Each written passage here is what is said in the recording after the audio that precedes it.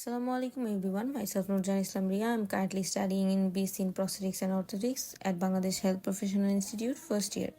Today we will learn about gait analysis and discuss about different joint angulation, ground action force and movement, muscle involvements in different phases and the goals in different phases.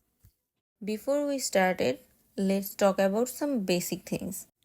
So firstly, what is gait? Gait is typically the walking pattern that allows us to move efficiently from one place to another place. It involves a complex interplay of muscles, joints, and nervous system. Then, if we talk about the phases of gait, mainly the gait is divided into two main phases, stance phase and swing phase. Stance phase is again divided into 5 sub-phases called initial contact, loading response, mid-stance, terminal stance, and pre-swing. And the swing phase is subdivided into 3 sub-phases called initial swing, mid-swing, and terminal swing. Now we talk about the joint angulations in different phases of gait. First, we have initial contact. In initial contact, we have 21.4 degree hip flexion, 12.7 degree knee flexion, 7 degree plantar flexion of ankle. Then we have loading response. In loading response, there are 10.8 degree hip flexion, 12.3 degree knee flexion, and 7.2 degree plantar flexion of ankle. Next, in mid stance, there is 1 degree hip flexion, 5.3 degree knee flexion, and 5.1 degree plantar flexion of ankle. Next is terminal stance. In terminal stance, there are 3 degree hip flexion, 29.3 degree knee flexion, and 15.8 degree plantar flexion of ankle. Next is pre-swing. In pre-swing, there are 12.2 degree hip flexion, 61.9 degree knee flexion, and 11.6 degree plantar flexion of ankle. Initial swing. In initial swing, there are 18.5 degree hip flexion, 72.2 degree knee flexion, and 29 degree plantar flexion of ankle. And then the mid swing. In mid swing, there are 30 degree hip flexion, 77 degree knee flexion, and 19.8 degree plantar flexion of ankle. And lastly, the terminal swing. In terminal swing, there are 27.3 degree hip flexion, 27.1 degree knee flexion, and 13.3 degree plantar flexion of ankle.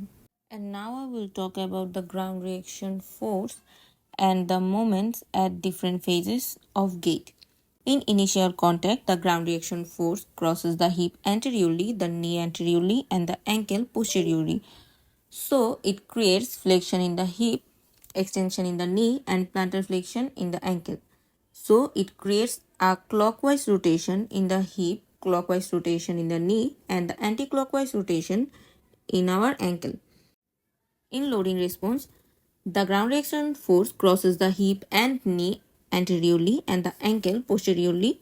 So it creates flexion in the hip, flexion in the knee, and plantar flexion in the ankle. And it creates a clockwise rotation in our hip, anti-clockwise rotation in our knee, and anti-clockwise rotation in our ankle. In the mid stance phase, the ground reaction force posteriorly cross the hip, anteriorly cross the knee and ankle. So it creates extension in the hip, extension in the knee, and dorsiflexion in the ankle. So it creates a anti-clockwise rotation in our hip and a clockwise rotation in our ankle. In terminal stance, the ground reaction force acts same as mid stance. In the pre-swing phase, the ground reaction force posteriorly crosses the hip, knee, and anteriorly cross the ankle.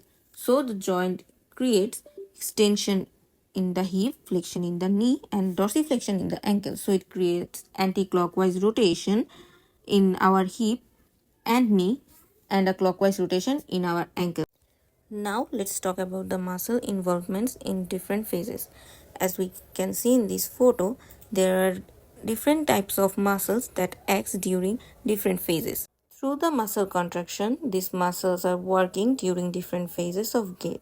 In this video, you can see how the muscles are acting in different phases of gait.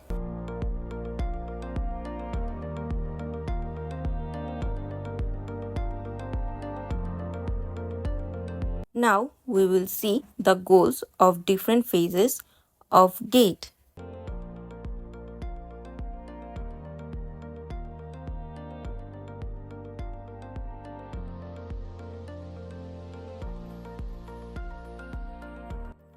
So this is it for today. Thanks for watching.